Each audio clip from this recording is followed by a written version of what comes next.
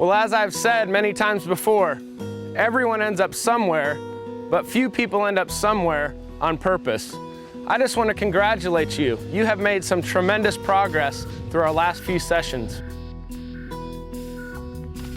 We've looked at 4 specific things that you've done. The first thing is you've decided that an accidental life is not for you. You're going to live with passion. You're going to live with vision. You are going to discover who God intends for you to be so you can do something significant. The second thing is you've explored your 3 circles. You looked at your past experiences, your core values, and your spiritual gifts. You've examined where these 3 circles overlap, revealing clues about why God created you. The third thing is you've narrowed the vision into one life-directing purpose statement. Your purpose statement is your Chazown. This statement will give you direction now and provide direction for your future. The fourth thing is you've decided to live fully devoted to God, strengthening the 5 priority areas, or the areas that we call spokes. Your relationship with God, your relationship with people, your financial life or money, your health, and your school life. But we're not quite done. The reality is, even if you identify all of these great and useful tools, if you don't put them to work, guess what? You're just going to go somewhere, not somewhere, on purpose. Let me put it this way. Right now in your life, you're approaching a fork in the road, and you've got 2 options. Option A, you can continue to live an accidental life with not much purpose or vision or dreams, or you can choose option B. This is the road where you decide to pursue your Chazown. Unquestionably, you're going to choose option B. When you choose option B, I want to encourage you to create a 100-day plan. Now, why a 100-day plan? Because it's going to take you about 100 days or so to begin and implement the vision that God is calling you to lead.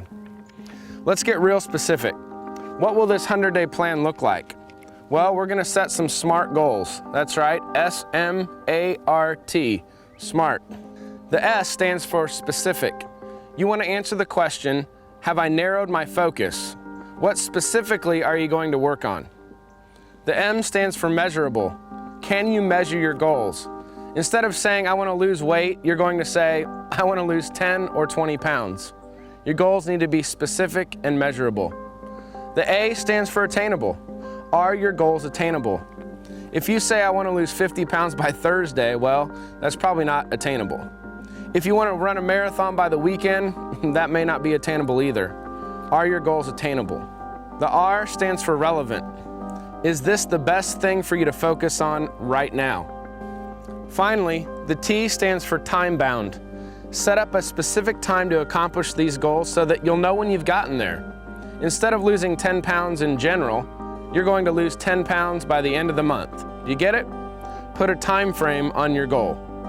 Remember to write down your goals. When you write them down, they bring excitement, they bring motivation, and accountability. Here are some things to remember about your 100-day plan. First of all, it's unique to you. Nobody else has your plan. Secondly, it's built upon well-written goals. And finally, it includes accountability. Now, as you've identified your Chazown or purpose statement, you are also asked to identify 1 or 2 steps that you could take to start living out your Chazown. Make sure you write those down.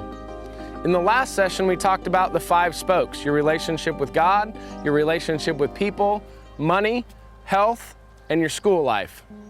When all 5 of those spokes are in place, you're going to see that they function like a wheel, helping you to move forward. If any of your spokes are not working properly, it's going to stop you from moving forward into what God has called you to live. Once you've identified the 1 or 2 spokes that could use some help, I want you to make sure you take the time and write down 1 or 2 goals to help in each one of those areas. This is so important that in your workbook, we've actually created a space for you to pick people that will hold you accountable. It may be somebody from this Chazown experience. It may be somebody in your small group leader, a parent. Just pick somebody that you know is going to help you.